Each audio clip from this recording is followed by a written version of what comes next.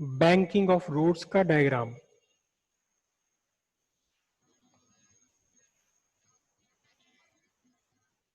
Banking of road. Banking का मतलब आप समझ गए अच्छी तरह से। बैंकिंग का मतलब होता है एक किनारा ऊपर उठा देना, एक किनारा ऊपर उठा देना और दूसरे किनारे पर नीचे रखना। ये आपकी लाइन है हॉरिजॉन्टल लाइन। हॉरिजॉन्टल लाइन, ठीक है। इस बार मैं थोड़ा बड़ा एंगल बना देता हूं ताकि डायग्राम वो क्लियर सा हो जाए।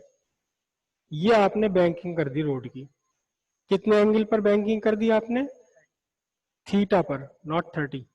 थीटा पर आपने थीटा पर आपने इसको बैंकिंग कर दिया। हालांकि इतनी बड़ा एंगल नहीं होता, इतना बड़ा एंगल तो होता है स्टेडियम वाली बैंकिंग का, जहां रेसिंग होती है, साइकिल रेस होती है स्टेडियम के अंदर। नॉर्मल रोड पर इतना ऊंचा बैंकिंग नहीं किया जाता, इतना स्टीप नहीं किया जाता। लेकिन डायग्राम्स बनाने के लिए हमने ऐसे ही कर लेते हैं, ठीक है। ये हमारा ऑब्जेक्ट है। यहां को बनाता हूं मैं ऑब्जेक्ट, गाड़ी है। अब सबसे पहले तो इस पर आपने फोर्सेस बनानी है कि कौन कौन सी फोर्सेस एक्ट कर रही हैं। सबसे पहले फोर्स जो यूनिवर्सल है, हर बॉडी पर लगती है और एक ही जैसी लगती है, वर्टिकली डाउनवर्ड्स। ये वर्टिकली डाउनवर्ड्स एक्ट कर रही है। कौन सी फोर्स एक्ट कर रही है? mg। ठीक है यहां तक की बात। अब क्योंकि ये सरफेस पर रखा हुआ, हवा में नहीं उड़ रहा, सरफेस पर है, तो सरफेस से 90 डिग्री बनाते हुए एक इस पर काम कर रहा है normal reaction. This is reaction, normal reaction. ध्यान देना, देखो आज मैं कल से ज्यादा हाथ संभाल कर बना रहा हूं डायग्राम। यहां ये 90 डिग्री है, ये this is right angle 90 degree, बढ़िया 90 डिग्री होना चाहिए एकदम, ओरिजिनल कंपनी का 90 डिग्री, लोकल 90 डिग्री नहीं। ये भी 90 डिग्री है, करेक्ट। अब एक इसके ऊपर फोर्स है, फ्रिक्शन फोर्स, ठीक है। अगर इसे सेंटीपिटल फोर्स ना मिल पाए तो ये बाहर की तरफ फिसलने लगेगा, बाहर की तरफ फिसलने लगेगा। कैसे? कि ये आपकी व्हीकल जा रहा है, व्हीकल जा रहा है, ये बड़ी चीज आ गई मेरे हाथ में।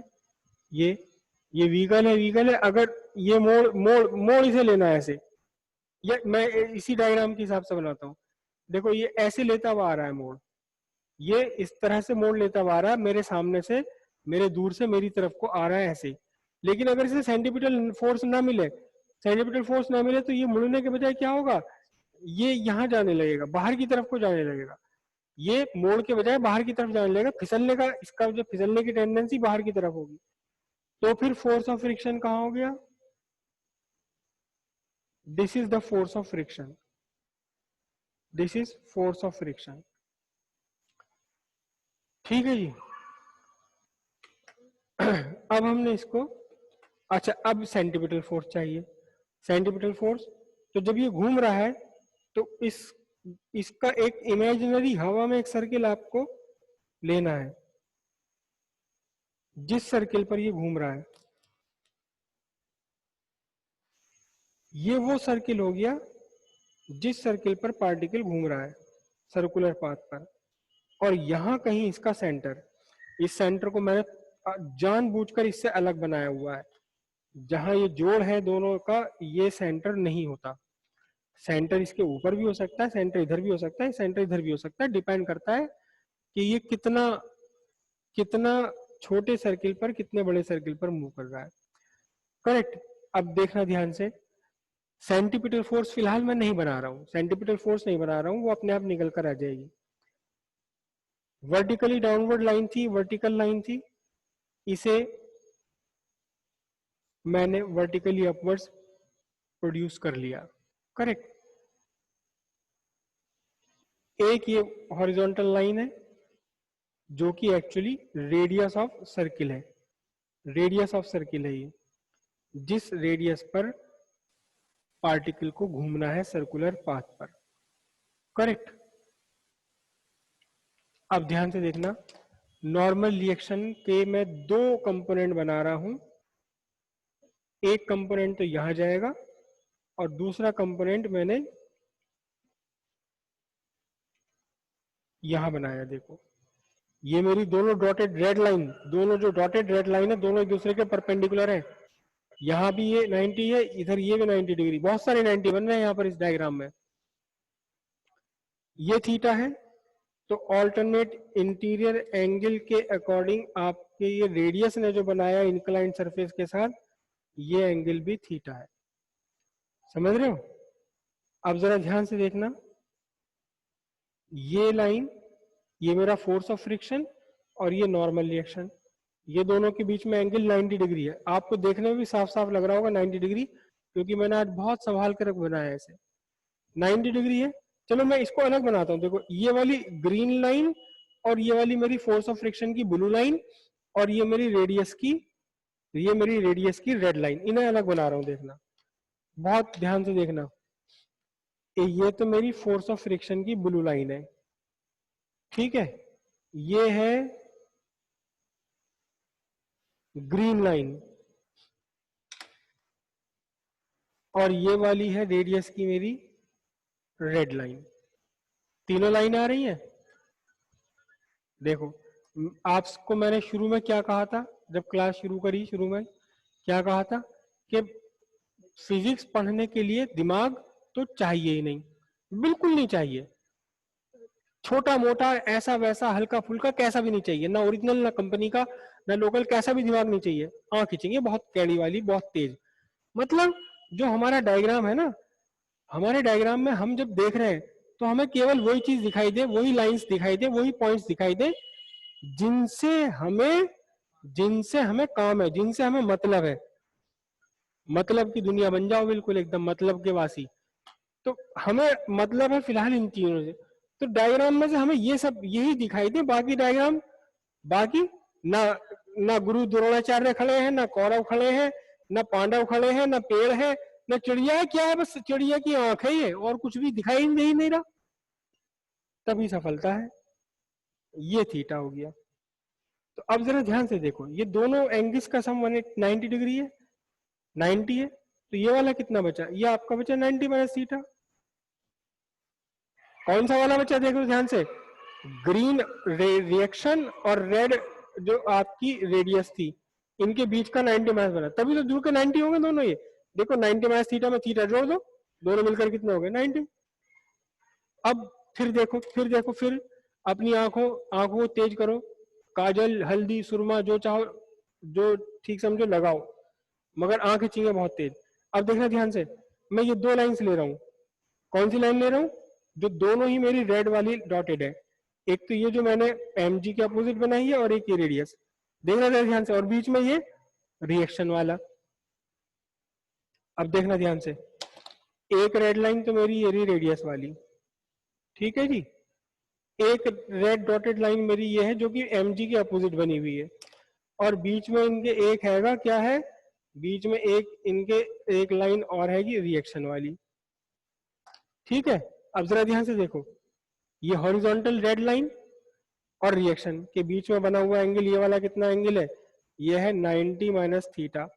और इन दोनों रेड लाइंस को अगर आप देखोगे, जो इन दोनों के बीच का एंगल 90 डिग्री है, तो बराबर वाला पड़ोस का एंगल कितना बचा? पड़ोस का एंगल थीटा बचा। कौन सा थीटा बचा? ये जो रेड लाइन है और ग्रीन लाइन है, रेड लाइन और ग्रीन लाइन के बीच का एंगल बचा, ये वाला एंगल बना आपका क्या? थीटा। देखो भला कहां से कहां पहुंचा है। यहां था ओरिजिनल एंगल थीटा, और कहां से कहां पहुंच गया वही एंगल। पहले यहां से यहां इसने छलांग मारी, फिर किसी और को 90 करा, फिर इसके कितनी दूर पहुंच गया। आंखें बड़ी कैड़ी चाहिए, बहुत तेज आंखें चाहिए। टेलीस्कोप, माइक्रोस्कोप और पेरिस्कोप और फलाना स्कोप ढिमकाना स्कोप, सारे स्कोप लगा लो अपनी आंखों के ऊपर। हम्म, कौन सा? 8x स्कोप, हाँ 8x स्कोप। ये बता रहे मेरे बराबर में खड़े हुए, कोई नया स्कोप आया होगा ये। अच्छा अच्छा, पबजी का, ओहो पबजी के तो खत्म हुआ। अच्छा, पबजी वाला 8x स्कोप है ये, ओके। हाँ जी, ये अब आपका डायग्राम बना। अब देखना जरा ध्यान से, आर का एक कंपोनेंट, आर का एक कंपोनेंट मैं यहाँ ग्रीन लाइन ही ड्रॉ कर लेता हूँ रेड के ऊपर।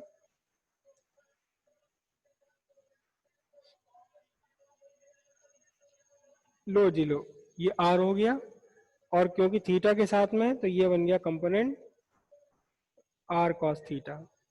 ओके, अब एक कंपोनेंट आर ये हो गया, देखो आर का एक कंपोनेंट यहां बन गया रहा, थीटा के साथ नहीं है तो ये बना आपका कौन सा कंपोनेंट बना, ये बन गया g r sine theta. R sine theta, r के रिजोल्यूशन हो गए। बात यहां तक समझ आ गई सबको? अच्छा, यशिका, हर्षगिरी और समीर अभी आपके हाथ उठे हुए हैं, कोई प्रॉब्लम हो तो अपना माइक ओपन कीजिए और बताइए, कोई प्रॉब्लम अगर यहाँ तक है तो।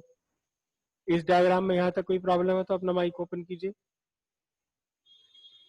चलिए आगे बढ़ते हैं, कोई प्रॉब्लम नहीं है, शायद वो गलती से हाथ उठा हुआ है। हाँ जी, अब ये मेरा ब्लू वाला एरो, ब्लू वाला एरो फोर्स ऑफ फ्रिक्शन को, तो फोर्स ऑफ फ्रिक्शन के भी मैं दो कंपोनेंट बना रहा हूं। एक मैंने परपेंडिकुलर यहां ड्रॉ करा, दूसरा परपेंडिकुलर मैंने यहां ड्रॉ कर लिया।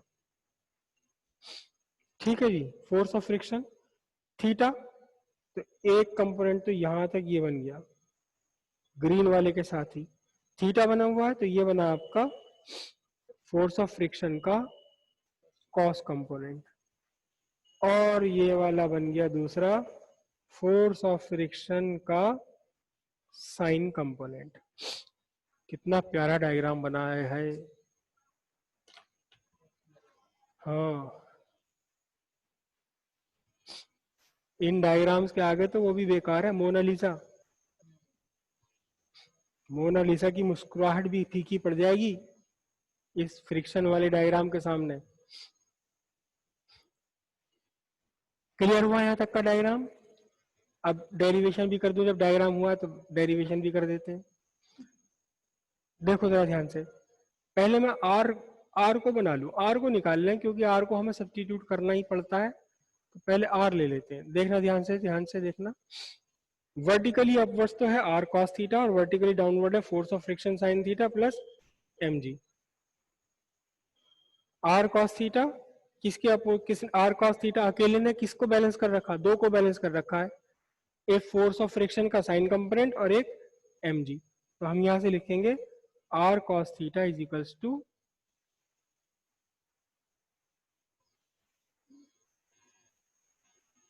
यहां को लिखूं मैं, ये बना g are cos theta equals force of friction का sine component plus m g. ठीक है जी, आर कॉस थीटा, अच्छा फोर्स ऑफ फ्रिक्शन को हम फिर म्यू इंटू आर लिख देते हैं प्लस एम जी। ये तो पहली डेफिनेशन में आ चुका है फोर्स ऑफ फ्रिक्शन की, कोफिशिएंट ऑफ फ्रिक्शन की डेफिनेशन की बात है। अब आर वाली दोनों फिगर मैंने यहां ले ली, तो R cos theta minus mu R sine theta is equals to m g. यहां आर कॉमन लिया तो क्या बचा, cos theta minus mu sine theta equals m g. और अब यहां से आर की वैल्यू आ गई बढ़िया वाली, m g divided by cos theta minus mu sine theta, ये आर की वैल्यू आ गई। ठीक है जी, अब जरा ध्यान से देखें इस डायग्राम में, आर साइन थीटा और फोर्स ऑफ फ्रिक्शन का कॉस कंपोनेंट, ये दोनों मिलकर के सेंटर की तरफ को काम कर रहे हैं। देखो ग्रीन वाला जो बना रखा कंपोनेंट, ये तो आर साइन थीटा है, और फोर्स ऑफ फ्रिक्शन का कॉस कंपोनेंट ब्लू वाला है, ये फोर्स ऑफ फ्रिक्शन का blue component R, force of friction का कॉस कंपोनेंट, ये दोनों ही सेंटर की तरफ काम कर रहे हैं। जो सेंटर की तरफ काम कर रहा है वो सेंट्रीपिटल फोर्स है, तो सेंट्रीपिटल फोर्स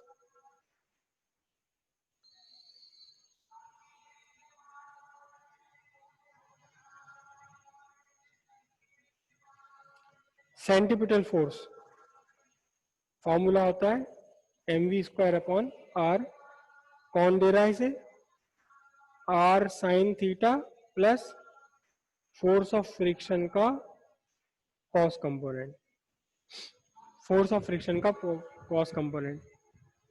ठीक है,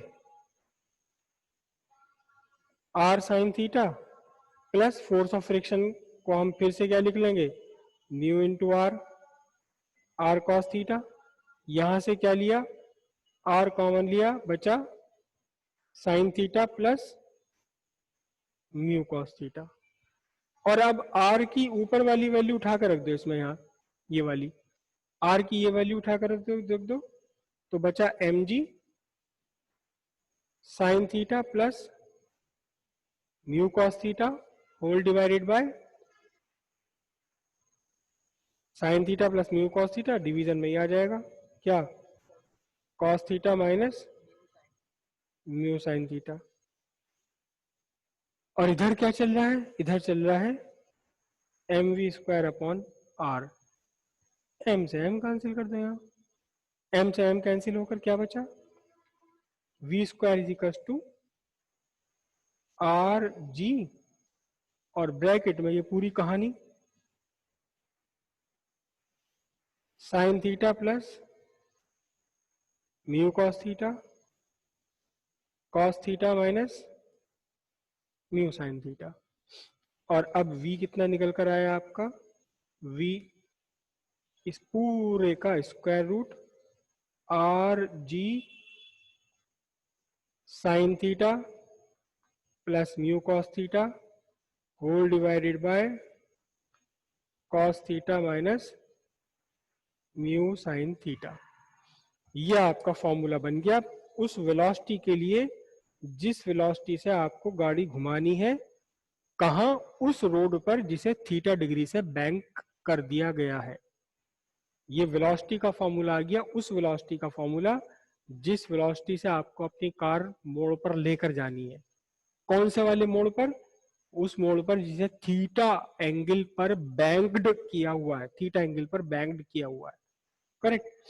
अगर हम अभी तो देखो जो सेंटीपिटल फोर्स है उसमें दो चीजें काम कर रही हैं, तो आर साइन थीटा काम कर रहा है और एक फोर्स ऑफ फ्रिक्शन का कॉस कंपोनेंट काम कर रहा है। फोर्स ऑफ फ्रिक्शन यूज हो रहा है सेंटीपिटल फोर्स प्रोवाइड करने के लिए, और आर साइन थीटा भी यूज हो रहा है।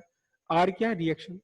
तो अगर हम ऐसी सड़क बनाना चाहें कि हमें फ्रिक्शन का कोई कंट्रीब्यूशन ना लेना हो, हम फ्रिक्शन से कहते हैं भाई चल तू बैठा रहे अभी एक तरफ, अभी मुड़ने के लिए हमें तेरी जरूरत नहीं है, अभी फ्रिक्शन की जरूरत नहीं है मुड़ने के लिए, बस जो आर का ये कंपोनेंट है आर साइन थीटा, बस इसी से हम सेंटीपिटल फोर्स ले लेंगे। तो फिर क्या होगा, फिर हम क्या कहेंगे,